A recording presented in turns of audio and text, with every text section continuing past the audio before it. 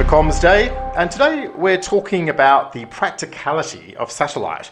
We're going to unpack some real-life examples of how Telstra is using the NBN satellite to bring the technology into play for customers where previously satellite might not have been a viable option for them. To talk about this, I'm joined by the Senior Solutions Specialist for Telstra, Ashley Grove. Hi, Ashley. Morning, Grahame. Okay, well, let's kick off the discussion.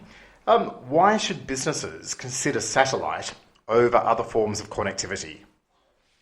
Yeah, good question. I think for me, I'd typically break it down into three main reasons as to why customers should look for satellite. The first and the most common is that customers, wherever they may be located, they simply don't have any other option for connectivity. So satellite forms that prime option for them to get access to all their key business applications and services that they require. Secondly, we find quite often that customers may have some form of access, but it just won't meet their prime requirements, or it won't sufficiently meet their needs for internet access. So satellite will be formed then, it will come in and it will produce, or provide, I should say, something that will give them regular bandwidth or an increase in bandwidth, which will help them meet their business needs. The third common option that I see for customers is that they might require something entirely separate, or what we call off-net, to their current solutions. So they might have a really high requirement for uptime or reliability.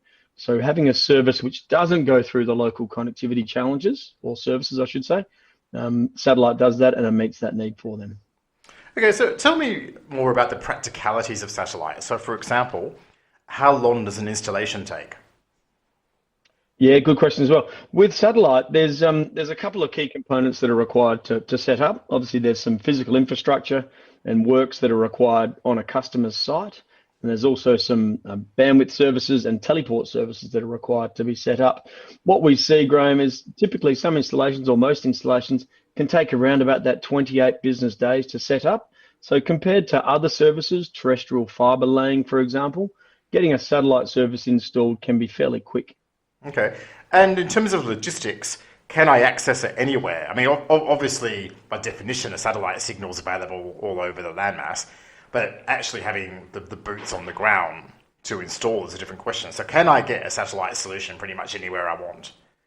You can, and look, NBN's business-grade internet product, or business-grade satellite services product, has recently gone through some expansions, which has made the prevalence or the availability of NBN VISP across Australia a reliable outcome for customers. So yes, they can get it pretty well everywhere across Australia in a static installed fashion.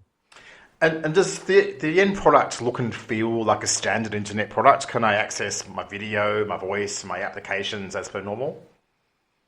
You can, and that's with a slight caveat, but the typical ones that customers are looking at these days, so generic internet access, email services, common SaaS applications, for example, your Office 365 fleet of services, satellite internet via NBN business grade services is certainly achievable via NBN VISP, and it works very, very well.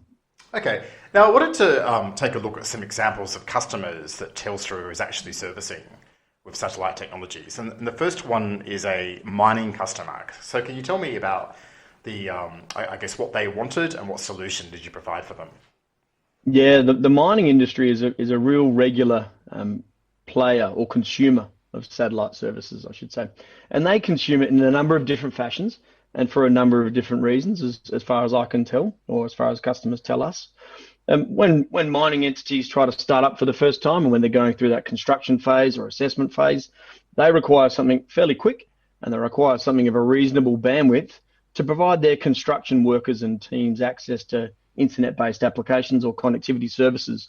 Now, when they're in their very remote areas, getting mobile services or terrestrial fiber or copper-based services is very, very uncommon because they are so far away from general populace. So getting a satellite link in there early during that construction phase is really important.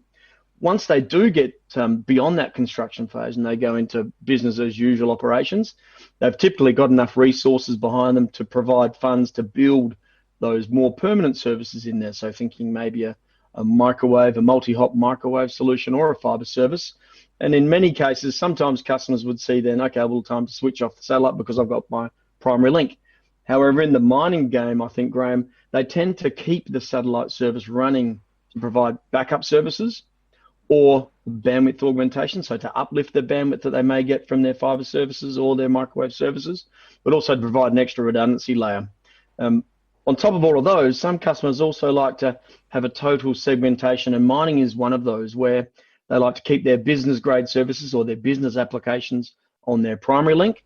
But as we know, they have a lot of workers and staff that stay on site days in at a time. So what they typically like to do is offload their generic internet browsing and put that maybe out the secondary link being satellite, and refer and keep that primary link for their core business applications. So they like to segment that traffic when they're going through their business as usual. Okay.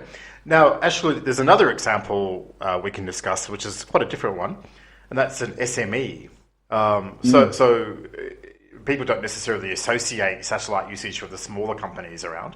Give us the example of how an SME use satellite technology.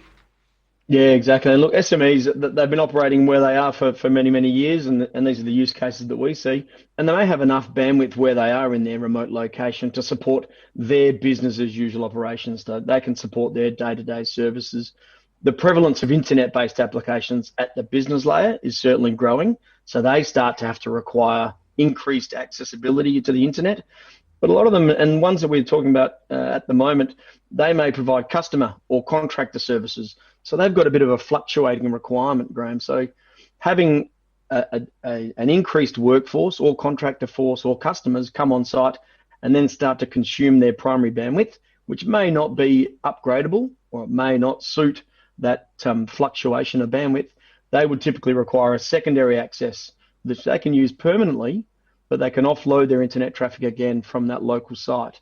And if they apply any Telstra smart switching or SD-WAN technologies on site, they can then start to do some smart routing from their location. So they can do some packet analysis, they can do some bandwidth performance monitoring, and start to offload or direction their data requirements at any particular link at any particular time. So it works really, really well for them as well. Okay, well, terrific stuff, Ashley. Thank you very much for the insights and for joining us today. Pleasure. Thanks, Grahame.